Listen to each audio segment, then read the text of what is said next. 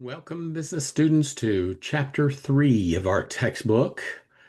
And today, I think it's going to be rather thought-provoking for you because I want you to think about ethics today. So this is the one time during the entire semester which we will really have this interplay between law and ethics.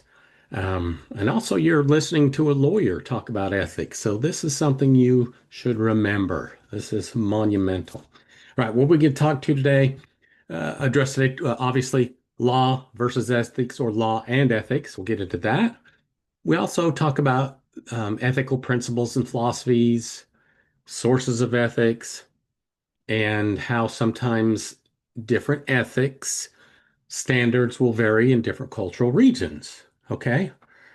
Um, Now, when we're in business, we basically usually advise CEOs and everybody else in the company that following the law is really the moral minimum. Um, and, if you want to be a good corporate citizen, if you want to be green, if et cetera, good communication with shareholders, with customers, that goes above, excuse me, and above legal compliance. Legal compliance is the minimum. There are many industries that have ethical codes, but really a lot of companies that have their own codes that they'll actually put online. I'd love you, if you don't mind, to go ahead and look at some of these two. Don't have to really read them, just scan them. Just look at a few paragraphs here and there. You're not going to be tested on them, but I would just ask to do that because usually the larger a company is, the more likely it is to have ethics codes. And from a personal protection standpoint, these can get you fired if you're not in compliance with them. So when you join a new company, make sure you determine whether or not they are this is being done, that you're following. I'm sorry, that you're in compliance with their ethics code, which again, legal compliance, it's up and above. Now, I've got a video that I kind of like, and it's called Law versus Ethics. So bear with me while I turn to share that one.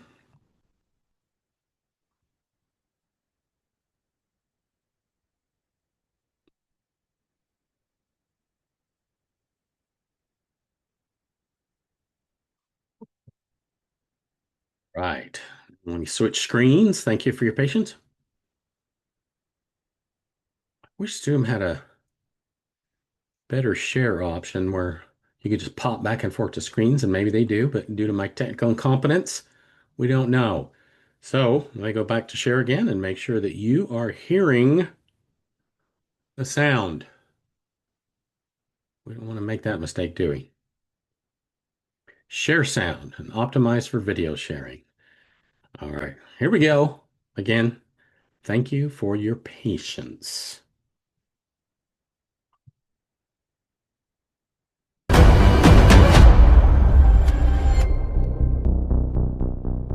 Hey friends, welcome back to CT Academy. Today we're diving into a topic that's super important when talking about technology, AI, and life in general, the difference between ethics and law. Let's start with ethics. Think of ethics as your moral compass, your inner guide for what's right or wrong. It's not about rules written by the government, but more about what you and your community believe is fair, kind, and respectful. Example? If you find someone's phone and return it without opening it, that's an ethical choice. Nobody forced you to. There's no law saying you have to. But it felt right. Ethics are not legally binding, which means if you ignore them, you won't go to jail. But people might lose trust in you or think less of your choices. Now let's talk about law. The law is a formal set of rules made by governments or official groups, and it's meant to keep society safe and fair. Break the law and there's a real consequence, like a fine, a warning, or even jail. Example? Stealing someone's phone? That's against the law and you could get arrested. It's not just wrong, it's a crime. So here's the big idea. Ethics equal doing what's morally right, even when no one's watching. Law equal following official rules or facing consequences. Sometimes they overlap, but sometimes something can be legal and still feel wrong. That's why we need both ethics and law to build a fair, respectful society, especially in a world with powerful tech and AI. Want to learn more about using AI the right way? Okay, so here's the concept I want you to remember, and I'm not here to preach to anybody, but in business, you will spend decades establishing your reputation to your colleagues, to your customers, to the CEO, to everyone with whom you're associated with. And my point is, even if you are a sociopath, bereft, absent of any moral conscience, it still will benefit you um, financially, socially, if you have an ethical conscience. Okay.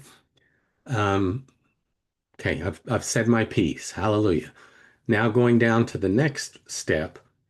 Um, Sometimes people say, well, that's the law, but it's immoral. Important distinction. I would propose the law is amoral. And that means it doesn't admit any moral distinctions or judgments. It is neither moral or immoral. So, in your society, wherever you're watching this, whatever country, whatever region, whatever religion or no religion, in your society, you will have a certain set of ethical values, mores, standards for good conduct. And many of the laws that are existent in your country, your region, have come from the moral code. So I'm not saying it lacks morality. In fact, morality is the basis for much law, most laws. But once it's passed, you need to remember if you agree or not with a law, there are consequences if you don't follow it. If you're in business, sometimes you can undertake a an action that is legal but highly immoral. Let me give you an example. There was a big chemical company that set up shop in India, some manufacturing processing plants in India some years ago. And if I remember correctly, they followed all legal guidelines in place in India at the time. Some would say, well, they set up in India because at that time the safety codes were lower than they were in the EU or in the US. Maybe that's true, maybe it's not. But certain uh, extra safety precautions weren't followed. This was a toxic gas. It released at night and killed hundreds of people. Now, the economists among you, the accountants, would say, oh no, that cost all sorts of money to the company. But the moral among you would say, even if it was legal compliance, they it was so unethical. It literally led to people's death. So there may be times during your uh, career where you'll literally have to step up and make a decision in your heart whether you just do the basic legal compliance and take steps that might be immoral. I will tell you, so many companies get caught up in this, and that comes out 5 years later. Customers find out, and oh my heavens, it backfires. Short-term profits often do not make up for um, moral shortcomings. And this is such a generalization, but in many parts of the world, especially in Asia Pacific, there are a lot of times suppliers and distributors and reps and manufacturers build years or decades long relationships. And your business relationship is as much a relationship as it is business. And you can just destroy that overnight. It's just like your own credibility in society. You do one dumb thing and it gets caught on video on the internet, there it goes, and you're always remembered for that. So again, I can't tell you what to do as a moral code, but I believe it's not only important so you can look yourself in the mirror, but I think it's a good practice for business. I sincerely do. Right. Um, Here's a private thought exercise. Let me share here for a minute. And do not want to know your answers. Okay. But the thought here is on your own personal ethics code, are you primarily driven by religion? Now, I want to be very clear. And this is if you are atheist or agnostic, I can't believe how damaging, how thoughtless it is to presuppose someone doesn't have a moral code if they don't follow a certain religion. It's almost as though what you're saying logically is tantamount, oh, if you don't have that religion, you'd be out killing and whatever. Well, so I don't believe in that. I believe you have a moral code or you don't. But just as a personal exercise, I ask you, is yours religion based primarily? Do you believe in a principle of rights that your legal, social, and ethical norms define your rights? Immanuel Kant, and yeah, I think that's the correct pronunciation. He's the cogito ergo sum. I think, therefore I am. And Kant, I think it was Kant that had a great thought process that, how do I know that I'm not just a thinking brain in a jar somewhere, and then came all the way back on the other side to say, well, in order just to survive in society, I have to suppose that I am, and those are realistic. But he basically said, act according to universal moral laws. And those are what you might have heard the term categorical imperatives. And that is what is morally right.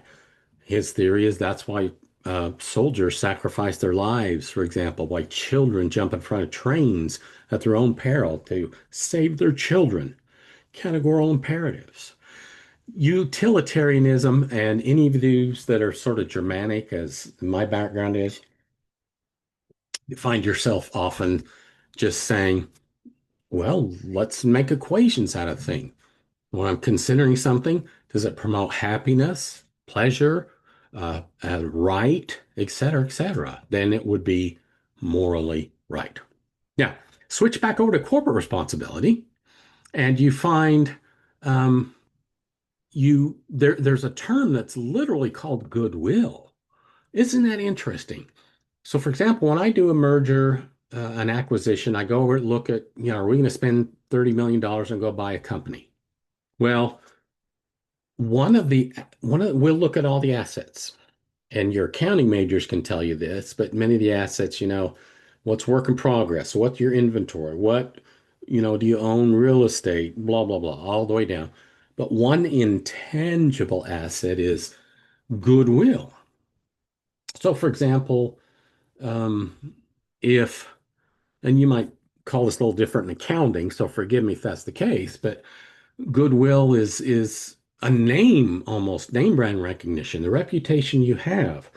If you're an Apple user and you're a crazy devotee like me, you just think Apple carries with it uh, just a cachet of reliability and a good product, legitimate or not. That's the way we think. Um, if you drive Toyotas, you believe that they last and there's fewer recalls. Those are actually intangible assets that shows customer loyalty, if you will. And once you have customer loyalty, you will have increased profits. And so it's sort of a balance. So there are some companies that I'm going to pay everybody as much as possible. Well, I think that's a beautiful moral stance. It really is. And socialism in and of itself is a beautiful ethical principle, but unfortunately, it doesn't work in the real world companies go broke. We've seen, I've been to Russia a number of times right after the wall fell, and China now. People say, what about China? Well, China theoretically is socialist, but frankly, it's more capitalist than the US right now. It's amazing. So the point is, there has to be something of a balance of, because if I'm going to move everybody's income up to 40,000 a year to 240,000 a year, I'm going to go bankrupt overnight because my competitors aren't doing it. So where is the right ethical balance of saving people's jobs for 10 years as opposed to 6 months till I go out of business? It's probably above 40,000 and it's below 240,000. My point is, I think ethics are important, but there has to be actually a balance. Why? See the bottom of this? Stakeholders, shareholders, especially if you're a publicly traded company, if you don't make the profits, if share prices don't stay up, you're gone. You may well come in with the greatest intentions of the world, but you have to know your stakeholders. There's oh, I'm going to get the company wrong, but there was a beer manufacturer that had, and I apologize, this is wrong, a spokesperson for all that was a trans woman, and I hope I'm using the right terminology. If not, forgive me, who was simply delightful and lovely and blah, blah, blah. But there was a huge backlash against it and a boycott, and usage dropped dramatically. And, maybe in one aspect, it was morally the right thing to do to go in that direction. But with your stakeholders, which include your customers, you got to do this balancing test. You have to check what your customers want and accept, and that drives so much as long as you're within those ethical bounds. And, I'm pragmatic and old, and I'm always one of those old crusty guys that just, change and just shake my hand. So I'm as bad as anybody. But I will say that I find, unfortunately, I think that the people on the ethical forefront that want to change from within the system often get hit on the head and beat down for a number of years before true change comes. So I guess my point is, don't give up, hang in there. Now, these are just some issues of things you have to consider. Geez, how could you engage in ethical or unethical issues? Well, short-term profit maximization. What if I turn around and raise my prices by 300% over one, and it was like a drug that people had to have? Well, good heavens, that's going to be so bad that governments are going to get in and intervene.